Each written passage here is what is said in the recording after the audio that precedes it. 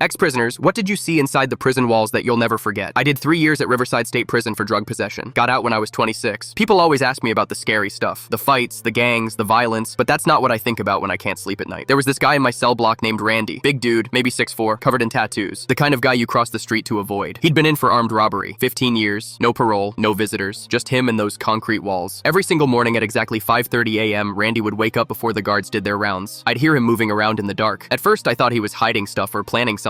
That's what you think in prison. Everyone's always plotting. But then one morning I actually looked at what he was doing. Randy was folding a piece of paper. These tiny, careful folds. It would take him like 45 minutes. When he was done, he'd have this perfect origami crane. Then he'd tuck it under his mattress with all the others. I finally asked him about it after 3 months of watching this ritual. What's with the birds, man? Randy didn't look at me, just kept folding. My daughter's name is Dove. She was 2 when I got locked up. She's 17 now. He told me he'd never met her, never held her. Her mom wanted nothing to do with him after the arrest, changed her number, moved 3 states away. I make 1 crane for every week I've been away from her. When I get out, I'm gonna give them all to her, so she knows I was thinking about her every single day. I did the math in my head. 15 years. That's about 780 cranes. The crazy part? Randy had been denied parole 4 times. He wasn't getting out anytime soon. But every morning, 5:30 a.m., he made another crane. One Tuesday, some new kid got transferred to our block. Loudmouth named Corey, 19 years old, acting tough to survive. Corey went through Randy's stuff while he was at work detail. Found all those cranes under the mattress, hundreds of them. When we got back, they were scattered everywhere. Torn up, stepped on, destroyed. I've seen guys get stabbed over less. Way less. Randy was big enough to kill Corey with his bare hands, but he just stood there looking at the mess. Picked up 1 crane that was still intact, sat on his bunk and didn't say a word for 3 days. The guards put Corey in isolation for his own safety, but something in Randy broke. He stopped making the cranes, stopped eating breakfast, just stared at the wall during rec time. 2 weeks later, Randy got a letter, first one in 15 years. The return address just said Dove with a P.O. box. I watched him open it with shaking hands. Inside was a single piece of paper with 3 words written in purple marker, "I forgive you," and a photo. This teenage girl with Randy's eyes, holding a paper crane, the same design he'd been making for 15 years. Turns out her mom had been saving every letter Randy sent over the years. Never opened them, just kept them in a box. When Dove turned 17, her mom finally told her the truth. Gave her the letters, let her decide if she wanted to know her father. Dove had learned origami from YouTube, made a crane, sent him that photo. Randy cried for the first time since I'd known him. Not quiet crying either, the kind that shakes your whole body. That night, he started making cranes again, but this time he was making 2. 1 for every week he'd missed, and 1 for every week he had left. 3 months later, Randy got early parole, some program for nonviolent offenders showing good behavior. The day he left, he gave me 1 crane, said, "When you get out, you remember, it's never too late to be the person you should have been." I still have that crane. It sits on my desk at my apartment. Reminds me that even in the darkest places, people are just trying to find their way back to the people they love. Randy met his daughter 2 weeks after his release. I know because he sent me a photo. Him and Dove, both holding paper cranes, both crying. That's what I think about when people ask me about prison. Not the violence, not the fear, just Randy, waking up at 5:30 every morning in the dark, folding paper birds for a daughter he'd never met, hoping someday she'd want to know him.